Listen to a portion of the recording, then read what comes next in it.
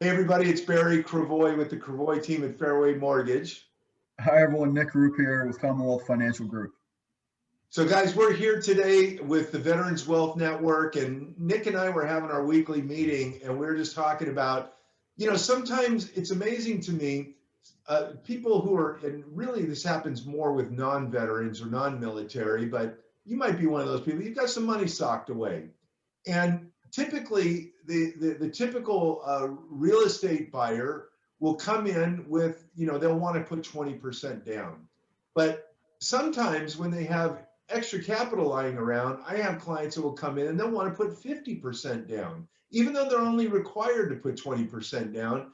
And it depends on your own individual situation. No, there is no one statement that really covers everybody.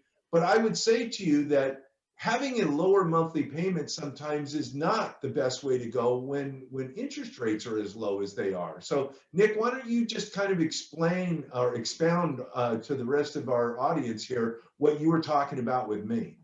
Absolutely, Barry. And so I see the same thing on my end almost daily, right? And so one of the pieces that I think is really important to understand from an educational perspective is really good debt versus bad debt, right? And in most cases, I would say that a mortgage was actually a form of good debt.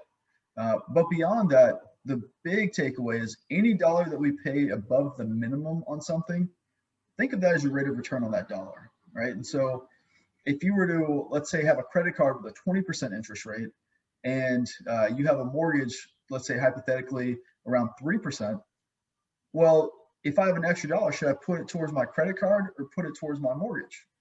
Well, it's a no-brainer. Put it towards the credit card in this case, right? But let's say that you don't have credit card debt. Let's say that now we're talking about the stock market versus putting money instead towards the down payment of your home.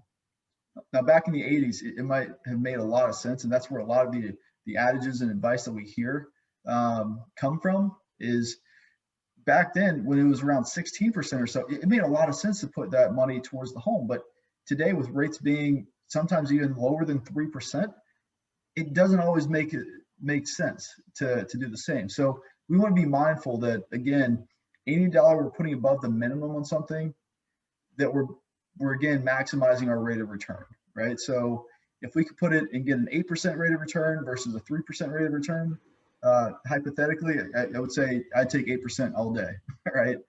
So that's my perspective. But we'll be talking about this and a whole lot more when we come back together for that upcoming webinar.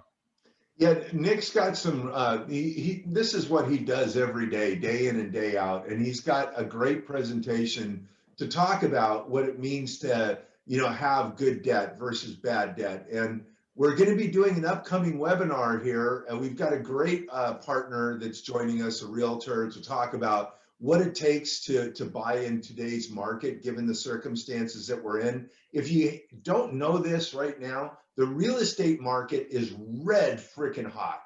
I mean, it's just, we had an offer accepted a couple weeks ago where there was 23 other offers on the house. So getting your offer accepted, especially if you're a veteran or currently serving, sometimes it can be difficult because the sellers are getting so many other offers, and then all of a sudden they see a veteran. You'd think they'd give you a break and they would want to, put your name at the top of the list, but it's weird. They look at it like you might not have any money, and so they're favoring offers that are non-VA offers. So having a great team behind you to help package that the right way is really a major part of getting an offer accepted, especially in today's market. Nick is I haven't met anybody that understands the plight of active duty or veterans like this man does. And I would say to you that I also, I spend a lot of my time trying to help veterans. Just come for the education. Nobody's going to try and arm twist you. I'm going to put the link below down here. We've got an upcoming webinar coming up, and then we're going to be doing several of them throughout the year. So make sure that you sign up on the link below. It's www.veteranswealthnetwork.com. We'll make sure that we squeeze you into one of our upcoming webinars. Hopefully this message finds you guys all healthy, happy, and safe.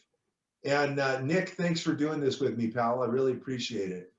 Absolutely. Looking forward to seeing everyone there.